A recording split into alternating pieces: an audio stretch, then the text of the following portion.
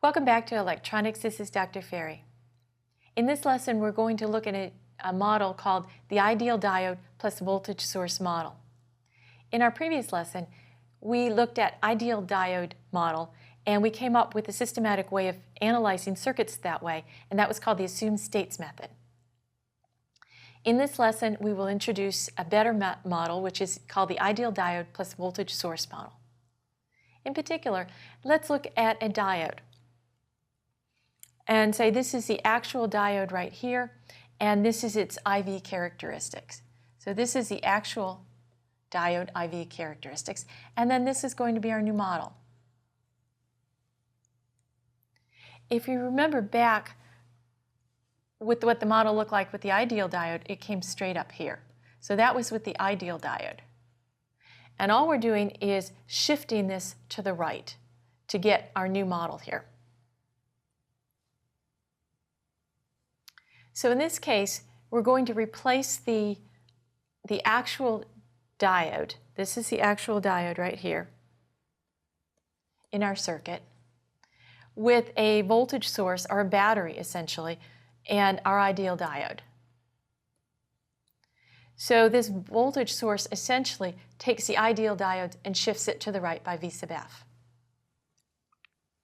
Let's look at the same example that we've done before. So in our last lesson, we did this example with the assumed states method. And what we found here is that the consistent state was both diodes conducting. So the ideal diode model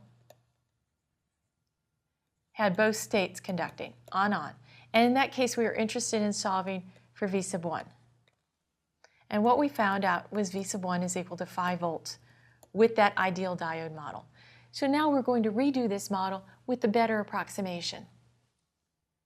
So let's do the analysis with the ideal diode plus voltage source.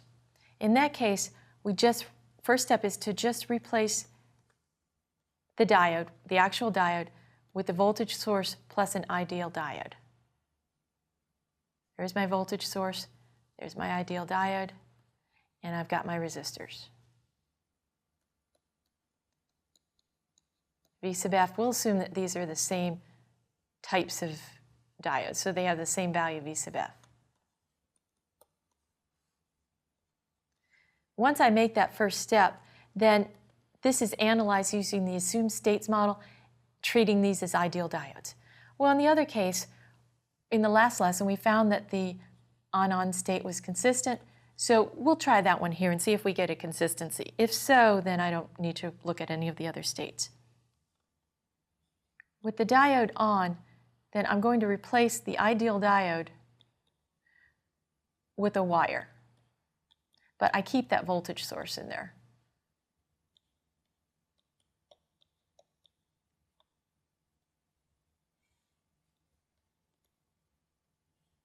And I can go ahead and analyze the circuit. I can do KVLs around this, similar to what I did in my last lesson when I analyzed this circuit. I can do KVL around the outer loop, and I can do a KVL here. And what I'll find is that if I solve for I sub D2, it's equal to 5 minus V sub f over 2000. Well, that's greater than 0 if V sub f is less than 5. And if I do the same thing solving for ID1, I get 5 minus V sub f over 1000, and that's greater than 0 if, again, V sub f is less than 5. So let's try silicon. With silicon, V sub f is equal to 0.7 volts. So if that's the case, then certainly it's conducting. This is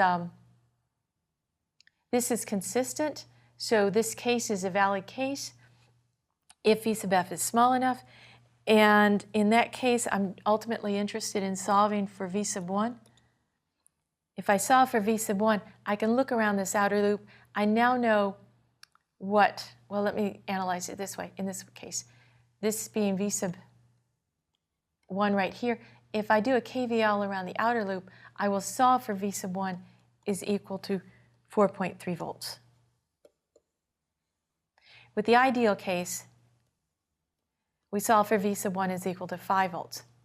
This model is just a better model because it's a better approximation for the IV curve. Now let's look at a different model. This is our different circuit. This is a simpler circuit, but a more complicated voltage supply. The voltage supply is a ramp, but I've only got one diode. So first step is again to redraw it with the voltage source plus the ideal diode.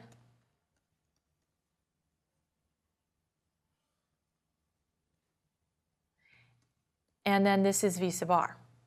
So this node, if I make this my ground node, then this node voltage is V sub S minus V sub F. V sub S minus V sub F is right there. If that's positive, then current's going to want to flow in this direction. So it conducts, the diode conducts if V sub S minus Vf is greater than 0. So in that case, I can look at the circuit in this way.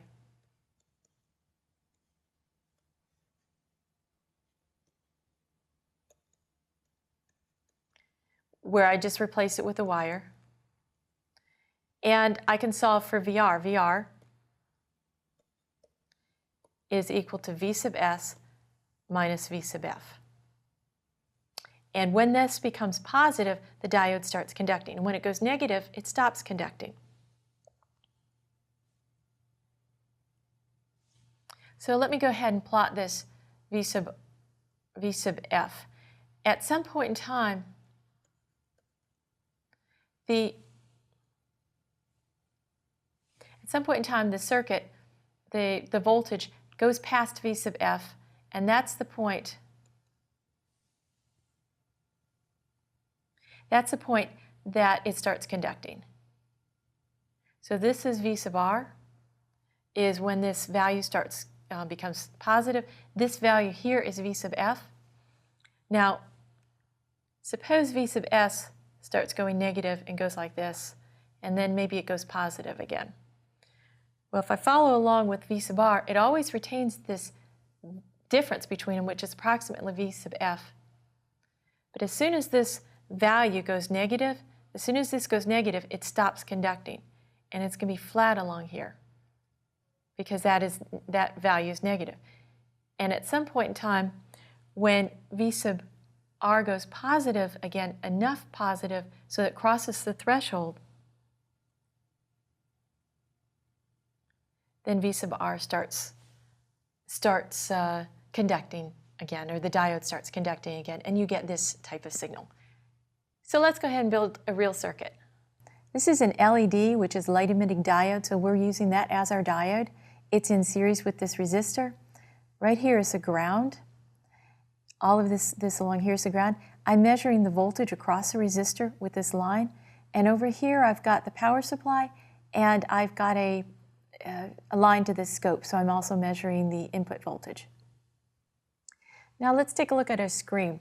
We've got a function generator and an oscilloscope here. My function generator is set to a triangular wave. So let me go ahead and run that. I'm going to get a very small voltage there. Let me run the oscilloscope, and I'm seeing that voltage. This is a voltage of the supply, so V sub S. The blue, that's in green. The blue will be the V sub R, the voltage across the resistor. I'm not seeing the V sub R right now because it's actually too small. So let me increase the amplitude over here on my input. I have to get an amplitude high enough that the diode starts conducting. I have to get past that turn-on voltage. And you can see it right there, I've passed it. So this distance right here is V sub F. Once V sub S gets large enough, greater than V sub F, then it starts conducting. And this blue is the voltage across the resistor. As I keep increasing, we see that we maintain this distance between these two curves, and that's approximately V sub F. And as we predicted, the diode conducts through this region, and it cuts off when V sub R wants to go negative. So the diode turns off, and we do not conduct until we get over to here, again, where the voltage source is greater than V sub f, and then it starts conducting. So in summary, this particular model, the ideal diode plus voltage source model, has a threshold voltage that must be surpassed before the diode is turned on. And that threshold is different depending on the particular material the diode is made of. So silicon, it's 0.7 volts. Germanium, it's smaller. An LED is a little bit larger. It's 1 to 4 volts. And what we did in this particular model is that we replace an actual diode with an ideal diode plus a voltage source, and then we look at that circuit and analyze the ideal voltage or ideal diode using the assumed states method that we used in the previous lesson. Thank you.